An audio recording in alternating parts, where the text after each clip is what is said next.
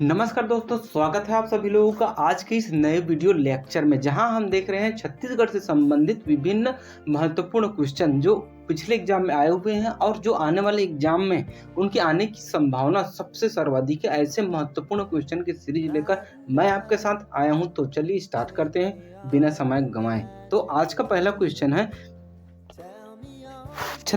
निम्नलिखित में से कौन निम्नलिखित कथनों को पढ़िए और जो है सही आंसर का चुनाव कीजिए। तो सबसे पहला है अपना एक केस का लिए थोड़ा सा मिस्टेक हो गया है ना एक्चुअली, तो सॉरी इसके लिए।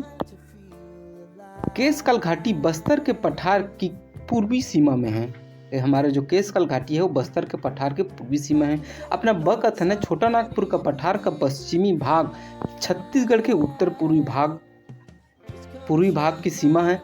और ऑप्शन अपना स दिया गया है, महानदी बेसिन का आधार पंखे के आकार के।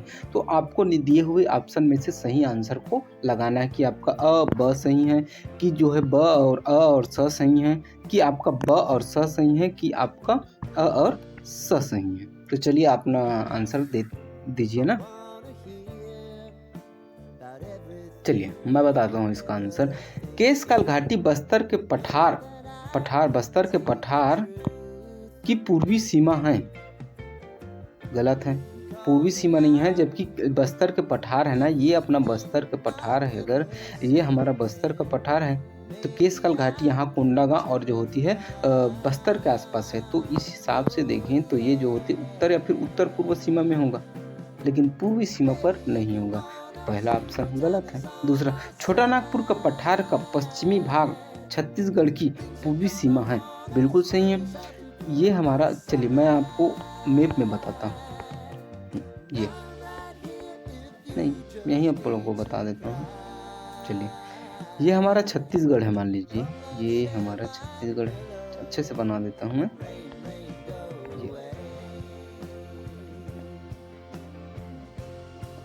ये हमारा छत्तीसगढ़ है।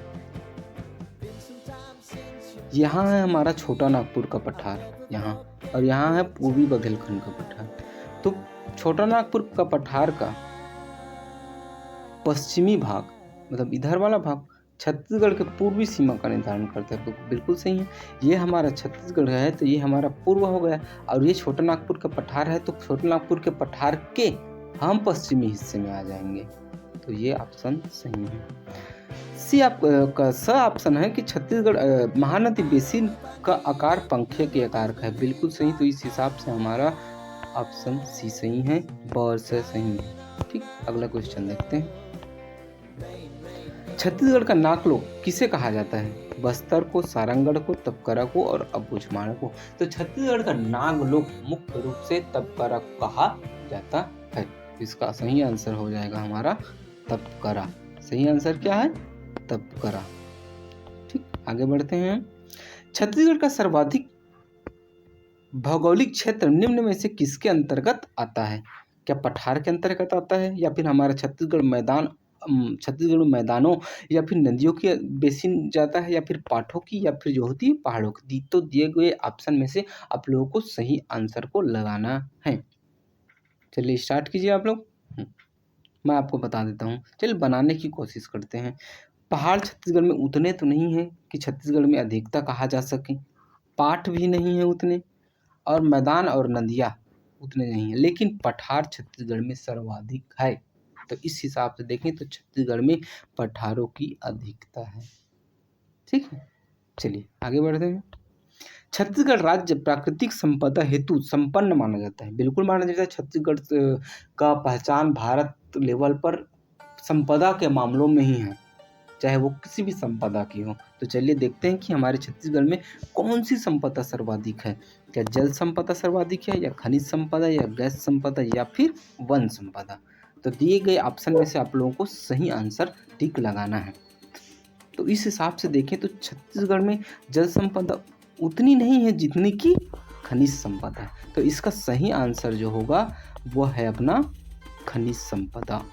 तो छत्तीसगढ़ में सर्वाधिक खनिज संपदा है। चलिए थोड़ा सा मैं आप लोगों को विस्तार में चर्चा करने की कोशिश करता हूँ। ठीक, वन की बात करें तो वन जो है हमारा कहाँ पर ज़्यादा है पता है? ये उत्तर छत्तीसगढ़ में यहाँ, या फिर ये दक्षिण छत्तीसगढ़ में यहाँ, यहीं पर वन सर्वाधिक है। गैस तो हमारे छत्तीसगढ़ में पाए ही नहीं जाती। जल संपदा है महानदी अफवाह तंत्र, ये अपना इधर से आता है कौन, हसदेव नदी, यहाँ पर सोनगंगा अफवाह तंत्र, इधर नर्मदा नदी, इधर गोदावरी अफवाह तंत्र, जिसकी प्रमुख सहायक नदी कौन सी है, इंद्रावती नदी। तो इस हिसाब से यहाँ पर जो बहुत सारे सोडूर, पैरी, लात, जोंक, इधर से अपना शिवनाथ नदी, तो यहाँ इस क्षेत्र में नदी की अधिकता है। लेकिन खनिज संपदा छत्तीसगढ़ में खनिज संपदा के नाम से जानी जाती है छत्तीसगढ़, क्योंकि यहाँ कोयला का भंडार है, अपनी कोरिया, क्योंकि यहाँ पर गोंडवाना सेल समूह की अधिकता है, यहाँ बॉक्साइट का भंडारण है। यहाँ हमारे मध्य छत्तीसगढ़ में पूरे के पूरे अपना चूना पत्थर, डोलोमाइट, अभ्रक वगैरह का भंडारण। यहाँ अभ्रक का सुकमा में अभ्रक का भंडारण है। लौह अयस्क का जो होती है, यहाँ अपने कांकेर के महत्वपूर्ण स्थल अभी अंतागढ़, भानु प्रतापपुर, दुर्ग, कोंडाल, पखांजूर, नरहरपुर, पंचवटी, इन जगहों पर जो होती बस्तर अपने कांकेर में लौह अयस्क की भंडारण, जहाँ की सबसे प्रमुख राव घाट की पहाड़ी। वही दंतेवाड़ा में देखें, यहाँ हम दंतेवाड़ा में देखें, यहाँ की अगर छत्तीसगढ़ है तो यहाँ दंतेवाड़ा में देखें तो हमें बैलाडीला की पहाड़ी, बड़े बचीडी, कुआं कोंडा, गिदम, इन क्षेत्रों में लौह अयस्क की अधिकता मिलती है। वहीं जो सुकमा में देखें, दरभा घाटी, झीरम घाटी, यहाँ पर अभ्रक की अधिकता है। वहीं टीन पाई जाती है। छत्तीसगढ़ एकमात्र ऐसा राज्य है जहाँ टीन का उत्पादन होता है, और छत्तीसगढ़ टीन उत्पादन में प्रथम है। 100% भारत में इसका योगदान है। चलिए आगे देखते हैं।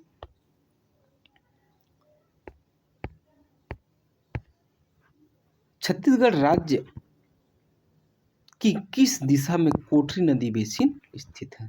चलिए आप लोग को आंसर बताना है कि छत्तीसगढ़ राज्य की किस दिशा में कोटरी नदी बेसिन अवस्थित है। उत्तर पूर्व में, दक्षिण पूर्व में, उत्तर पश्चिम में, या फिर दक्षिण पश्चिम में। चलिए मैं बताता हूँ इसका सही आंसर क्या है। इसका सही आंसर जो है वो दक्षिण पश्चिम में है। कोटरी नदी बेसिन, कोटरी नदी जो कि कांकेर, ये यहाँ पर कांकेर और जो होती महिला मानपुर, अम्बागढ़ चौकी के आसपास से ये निकलती है। और कोटरी नदी का अन्य नाम जो होती है परलकोट नदी है, और ये बहते हुए इंद्रावती नदी पर आकर मिलती है। तो अगर हम छत्तीसगढ़ के परिप्रेक्ष्य से बात करें तो ये हमारा छत्तीसगढ़ है, तो ये हो जाएगा दक्षिण पश्चिम। देखिए ये छत्तीसगढ़ है, ये कोटरी नदी है जिसे परलकोट नदी भी कहा जाता है, और ये कोटरी नदी का बेसिन है। तो कोटरी नदी बेसिन इस हिसाब से दक्षिण पश्चिम हिस्से में ही आएगा। तो इसका सही आंसर ऑप्शन डी, दक्षिण पश्चिम दिशा, छत्तीसगढ़ के दक्षिण पश्चिम दिशा में कोटरी नदी बेसिन अवस्थित है। चलिए आगे देखते हैं। छत्तीसगढ़ की भूगर्भिक संरचना के संबंध में, छत्तीसगढ़ की भूगर्भिक संरचना के संबंध में निम्नलिखित कथनों में से कौन सा कथन सत्य है।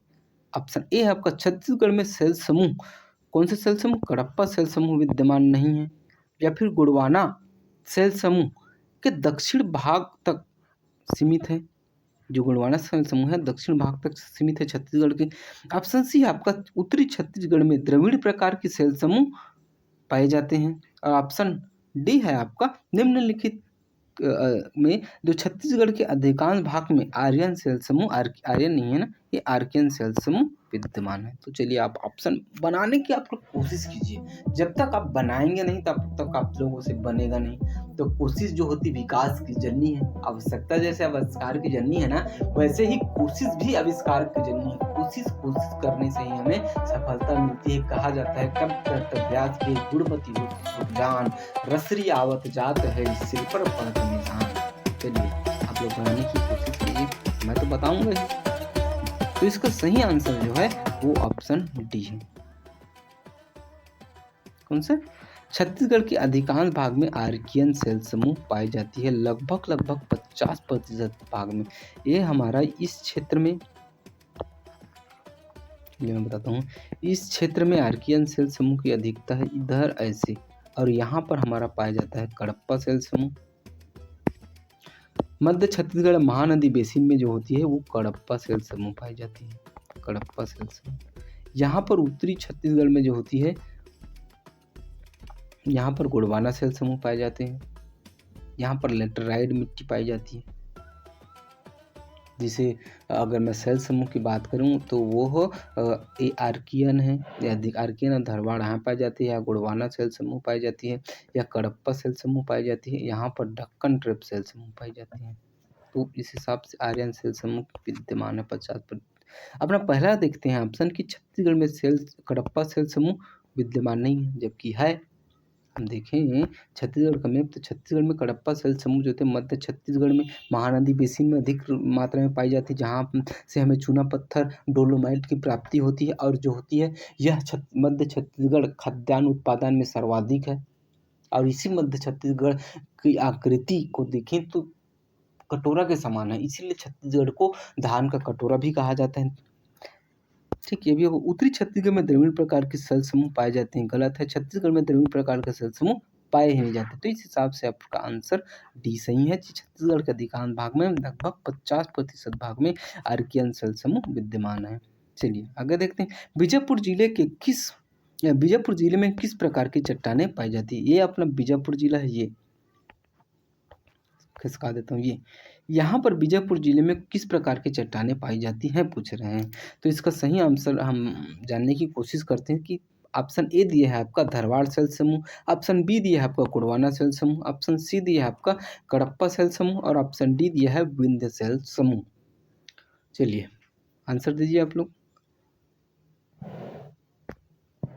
दीजिए आंसर। उम्मीद है आप लोगों ने कमेंट बॉक्स में आंसर कमेंट कर दिया होगा। आपको आंसर मैं बताता हूँ कि बीजापुर जिले यहाँ पर हमारे धारवाड़ सेल समूह की अधिकता है, क्योंकि मैंने पहले ही बताया था कि आर्कियन और धारवाड़, आर्कियन जो होती है हमारे छत्तीसगढ़ में 50% अधिकता है। उसी के साथ हमारी जो होती है धारवाड़ सेल समूह की भी अधिकता है। और धारवाड़ सेल समूह किसके लिए जाना जाता है? खनिज संसाधन की भूमि। और ये खनिज संसाधन की धारवाड़ सेल समूह की अधिकता यहाँ पे कांकेर में कहाँ पता है? पंचवटी में, द्राव घाट में, अंतागढ़ में, पखांजूर में, कोयलीबेड़ा में, यहाँ लॉयस्क पाई जाती है। वहीं अपने दंतेवाड़ा में देखें तो दंतेवाड़ा के जो होती है बारसूर, गीदम, बैलाडीला, बड़े बचेली, कुआंकोंडा। अब बैलाडीला की पहाड़ी भी तो यही है जहाँ की लॉयस्क सर्वोत्तम कोटि की लॉयस्क पाए जाते हैं, जिसे विशाखापट्टनम बंदरगाह के माध्यम से जापान तक भेजा जाता है। इसलिए छत्तीसगढ़ में धारवाड़ सेल समूह की अधिकता है। ठीक है, चलिए आगे बढ़ते हैं। हमारा आज का अगला क्वेश्चन है, डूंगरगढ़ नहीं है ना, एक्चुअली ये डोंगरगढ़ है, थोड़ा सा सुधार कर लीजिएगा, डोंगरगढ़। ठीक, डोंगरगढ़ के समीप पाई जाने वाली गुलाबी रंग की ग्रेनाइट चट्टानें किस सेल समूह का हिस्सा? देखिए वर्तमान समय में हाई लेवल में क्वेश्चन पूछे जा रहे हैं, और ये वर्तमान में ही 2022 में पूछा गया क्वेश्चन है कि डोंगरगढ़ के समीप पाई जाने वाली गुलाबी रंग की ग्रेनाइट सेल किस प्रकार की सेल समूह का हिस्सा है?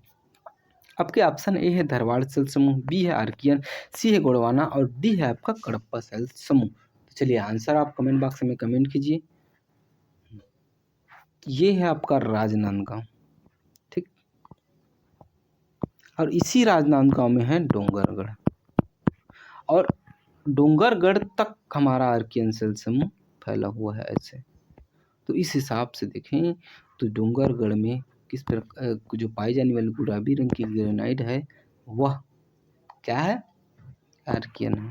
और क्योंकि छत्तीसगढ़ में 50% हिस्से में आर्कियन सेल समूह पाई जाती है, कितने में? 50% भाग में आर्कियन सेल समूह पाई जाती है। ठीक, चलिए अगला क्वेश्चन है हमारा, निम्नलिखित में से कौन सा भाग सबसे पुरातन सेलों से बना हुआ है? Hasdeo Rampur basin, Surguja basin, Rampur basin, या फिर बैलाडीला की पहाड़ी। चलिए अपना आंसर आप लोग कमेंट बॉक्स में कमेंट करते चलिएगा ना, जिससे आप लोगों को आपका नॉलेज भी बढ़ेगा, और आप लोगों को ये भी पता चलेगा कि आपका नॉलेज किस लेवल पर है और आपको और किस लेवल पर तैयारी करनी होगी। चलिए इसका आंसर मैं बता देता हूँ, बैलाडीला की पहाड़ी। सब निम्नलिखित में कौन सा सबसे पुरातन है? तो ये हमारा बैलाडीला की पहाड़ी। चलिए देखते हैं, हसदेव रामपुर बेसिन जो होती है ये हसदेव नदी है, और इसी हसदेव नदी कहाँ से निकलती है? हसदेव नदी जो होती है मनेन्द्रगढ़, चिमनी, भरतपुर के आसपास से निकलती है, और ये शिवरीनारायण में जाकर शिवनाथ नदी यहाँ से शिवनाथ नदी तो यहाँ महानदी में जाकर मिलती है हसदेव नदी।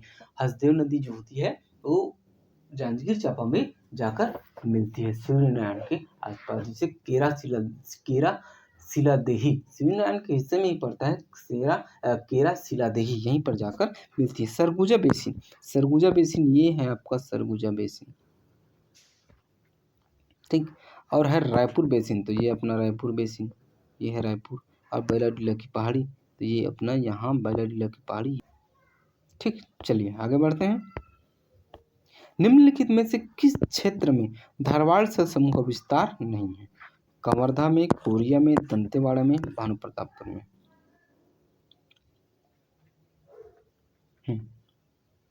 इसका आंसर बताइए आप लोग। तो इसका सही आंसर है बी, आर्कियन सेल। धारवाड़ सेल समूह को मैंने पहले ही बताया था कि धारवाड़ सेल समूह जो तो खनिजों की भूमि के नाम से जाना जाता है। खनिजों की भूमि जैसे कि लौह है इसका, तो कवर्धा में भी लौह का मिलता है, चेलीकलामा इकलामा में। दंतेवाड़ा में, बैलाडीला में मिलता है। और भानु प्रतापपुर कांकेर में भी मिलता ही है। लेकिन कोरिया जो होती है, ये हमारा कोरिया यहाँ पर कोयला की खदान है।